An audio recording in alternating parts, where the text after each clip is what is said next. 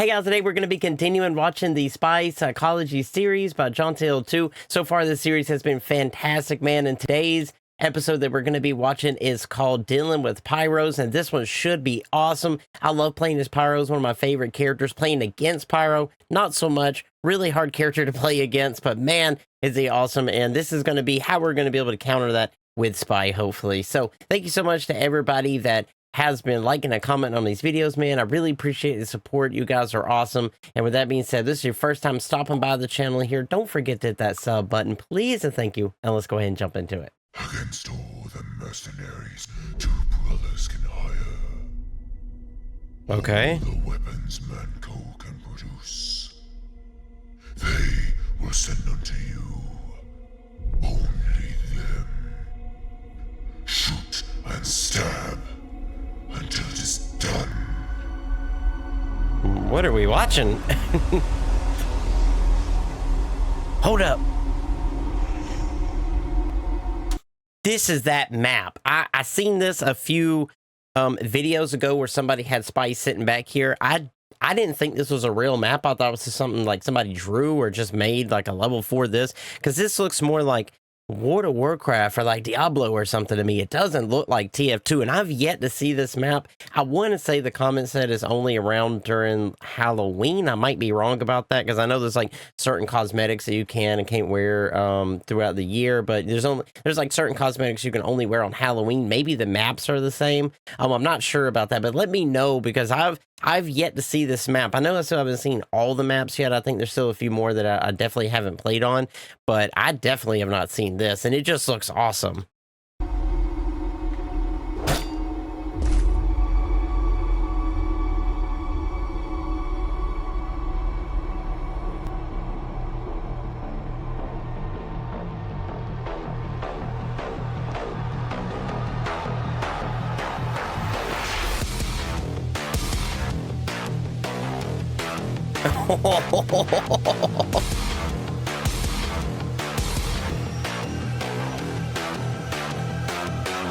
Okay, I love this so far. I'm not gonna lie. The music, the intro, everything about this is just awesome.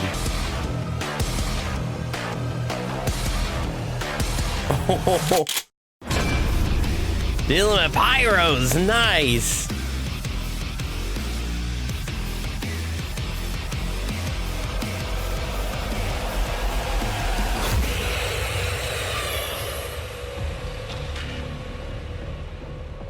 Pyros are great at detecting spies, with very little effort.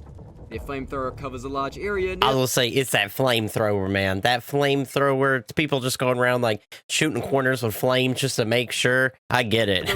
And it only takes one of those particles to set you on fire. Once you have been set on fire, not only will your health drain, but the effect is visible to other players, instantly revealing your disguise and making you visible while cloaked. Of course, once the pyro knows your location, they can track you down and kill you incredibly fast with the sustained and easy to aim damage of the flamethrower. Dude, he's definitely got Pyro looking just creepy as creepy can get right now, but looks awesome at the same time. And you're low health.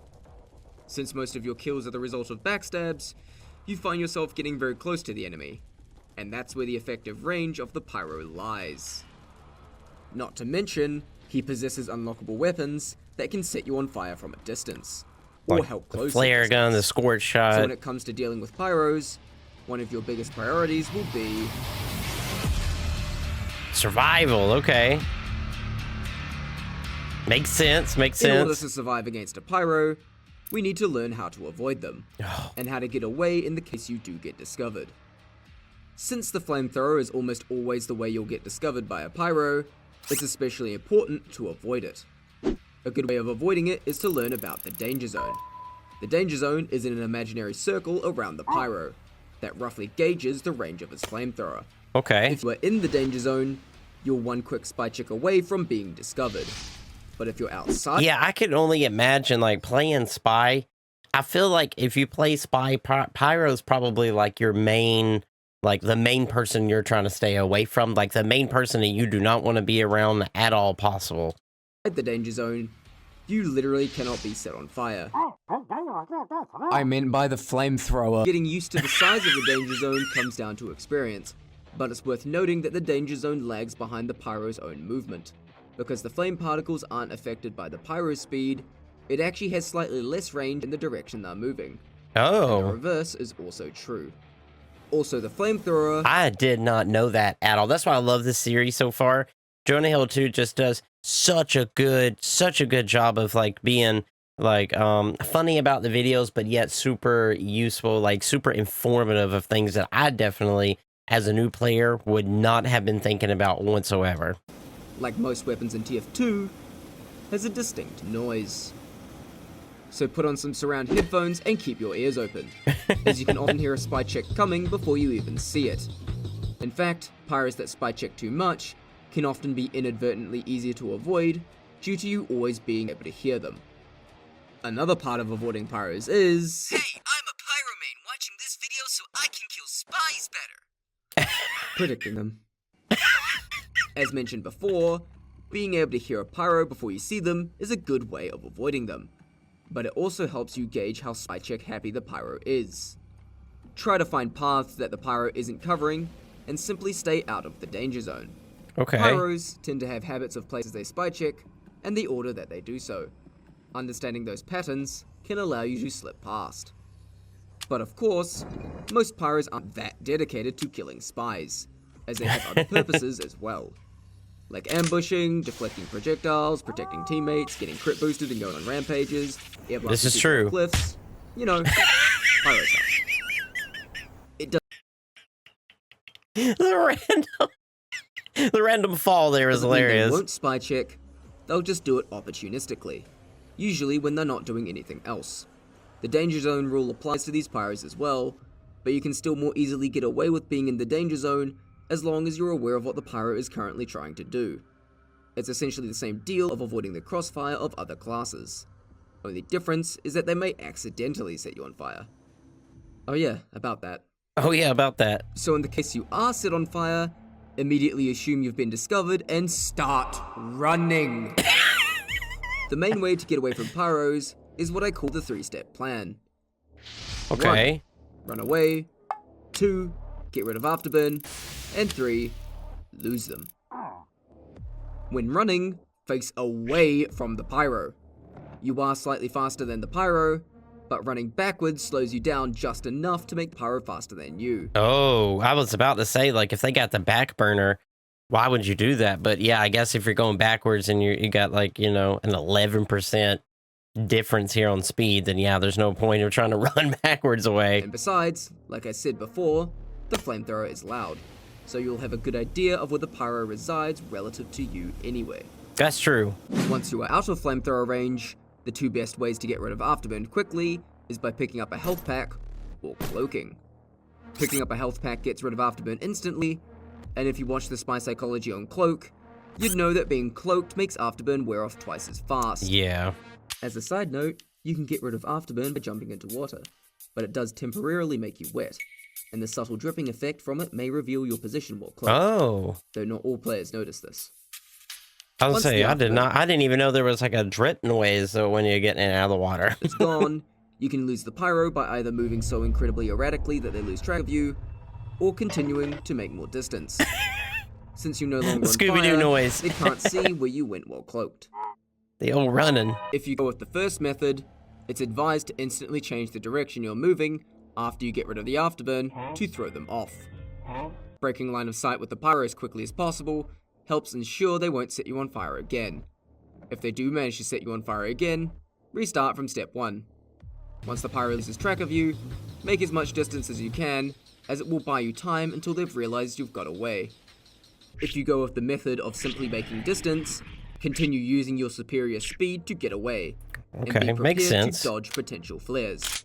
It's often a good idea to run straight into your own team, especially a friendly engineer nest, as it's known that pyros have some difficulties with sentries. If your team is He shot it so fast and ran. really close by, you can even skip the first 2 steps when being discovered and go right to step 3. Well, most of the time when trying to kill a spy, pyros won't use ear blast because it kind of helps them get away. Oh yeah. Just be very wary of cliffs.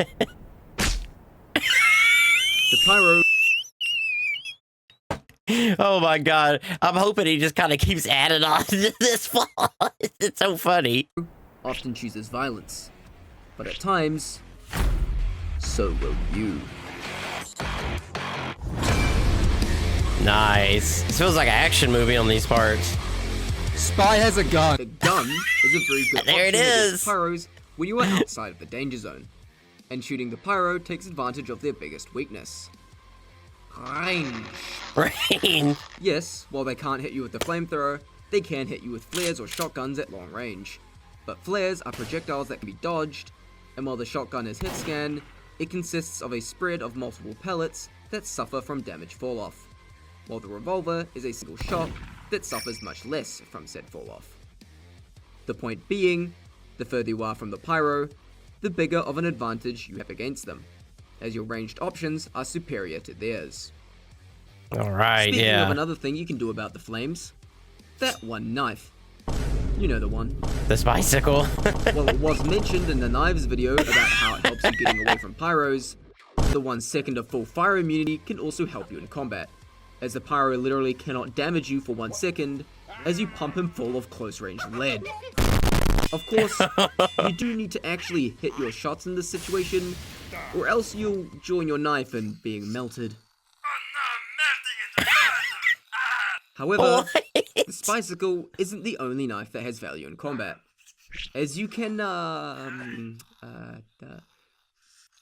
trick stab. When you're in the danger zone and the pyro has too much health to gun down, landing a trick stab can save your life. Pyros like to run into you, but that also means they can run into trick stabs. Okay. Though this video also isn't a trick stab tutorial, if you've got no other option, it works as a last resort. Even if you just throw yourself at the pyro and hope you land a stab in the confusion. But note that trick stabs are inconsistent, as you may mess up the execution of one, and if the pyro sees it coming, they can just simply not walk into the stab. Pyros that think they got the jump on you can often be surprised by a quick reaction on your part, or by mixing the usage of your gun with your knife. I'm not gonna lie, man. Personally, like, spy or not, I freak out when a pyro comes my way. Like, because I just know it's probably not gonna end well for me. Oh, so every time I see a pyro, I start to panic a little bit. I'm not gonna lie. If the pyro's health falls below 41, and you're struggling to hit the final shot, you can run at them and finish them off with a butter knife. So when fighting a pyro, make full use of your arsenal.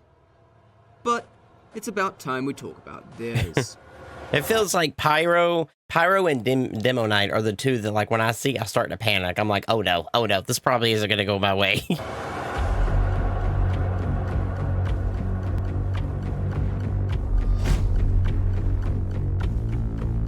The back burner simply deals critical hits if hit from behind, so the strategy of turning and running away from before is ill-advised in the danger zone of a back burner pyro. Yeah. Though it can be safely used once you make some distance. The back burner does have a slightly different sound to the stock flamethrower, but if you're caught off guard and die to the back burner, take note of the pyro using it for next time. The main draw of this flamethrower is its faster switch speed, so pyros who use it are more likely to use their other weapons in combat. So if you know a pyro is using this flamethrower, you should expect this. Alright, the old flog. Cannot air blast. And because flog pyros are generally trying to build their oomph meter by doing as much flame damage as possible, they will very often run at you, typically making it much easier to fight them.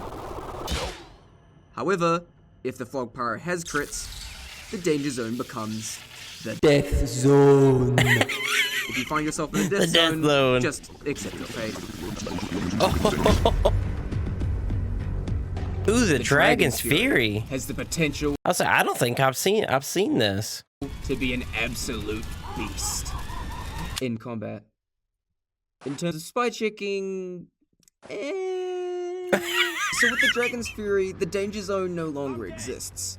Well, yes, the Dragon's Fury boasts superior range, it uses single shot projectiles and not a spray of smaller ones, meaning the pyro can't just roughly guess your location, they have to correctly guess your exact position to find you. Yeah, I mean, I love Pyro. Pyro and Soldier are definitely the two that I play the most. for the time being. I know they're like the two most new player friendly, which is why I started with them. But I've never seen this Dragon Fury before, and it looks kind of cool, man. And even if they do hit you, the afterburn only lasts 2.5 seconds, Oh, which lasts half that if you're cloaked. really? So yeah, it's the worst flamethrower for spy checking. I was about to say, kind of sounds like not Most so good Pyros for using it will usually only go after you if they know where you are. spy checking, yeah. Okay, flare guns. Flare guns are the only way a pyro can set you on fire outside of the danger zone, but they actually have to hit you with it, meaning it's not nearly as effective for spy checking. If they're using the base flare gun, avoid getting hit by it while on fire at all costs, since it crits burning targets. If you get hit by the first shot, Oh, get rid of that afterburn ASAP. If they use a scorch shot, be slightly wary of the small explosion that can set you on fire. If they're using the detonator, all they can really do is set you on fire. And the man melter, you almost never really come up against it, so yeah. why? It's because the man melter is like not that great or something. As far as design, I think it looks really cool. Kind of looks like what you see on like Destroy All Humans or something. Like it just looks like a really cool gun, but I definitely hardly see anybody playing with it. I've used it a few times when I first started playing Pyro. Since then, I've switched over to some other things, but I was wondering why there wasn't a lot of people playing. And even when I was streaming it at the time, there was a few people in chat also saying that you don't really see people using the man melter anymore. The thermal thruster can be great for closing distances. However, it takes a long time to switch to it, launch, then switch back to the flamethrower. I really enjoy using these thrusters, but it is like really weird because it does take a minute for you to switch over. So I'm not gonna lie, I haven't had a great luck with it. I think it's fun to use, but personally, I'm not great at the game by any means, but I haven't had much luck using it at all. I mean, look at this. This gives you plenty of time to change directions and lose the pyros while they prepare to chase you with the jetpack. It's also not very effective indoors. Oh man. Okay, I'm with the pyros on this one. This weapon just sucks outside of man versus machine. I was about to say, I've only used this in Man vs. Machine because that's what chat was telling me I really need to start with. I've only played Man vs. Machine, I think, twice, and I had such a fun time playing it. Man vs. Machine, so fun, man. I had such a fun time playing those. We did like 2 tours, and they were so fun, man. They were so great. Where, that happens. But as a spy, just avoid the gas cloud and you'll be fine. This melee is typically used for close range combos. Pyros like to pair this with the before mentioned degreaser due to the faster switch speed. So a pyro using that flamethrower and engaging you at close range has a pretty good chance of having it equipped. Oh, okay, the Saving that for a homewrecker. different video. Okay. I love how you put it up there just for a second and be like, yeah, we're just going to skip past this for now. Okay, so you know that thing where you can jump in water and get rid of afterburn? Well, yeah. Oh. Fortunately, pyros only tend to use it in maps that have a good chunk of water, and aren't very good at hiding the fact that they have it. And with that, that's your guide to dealing with pyros as spy. Oh, man. These tips are by no means foolproof, and you will still die to pyros, but it's a matchup that isn't entirely out of your control. Whether you're simply avoiding them, or experiencing the catharsis of fighting I love back, this logo that's coming up, but too. now, it's about time we play that song a lot of you have been waiting for.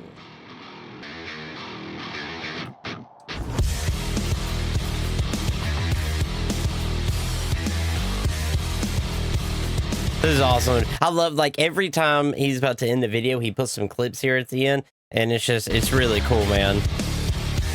Yeah, Spy with a guitar, that was sick.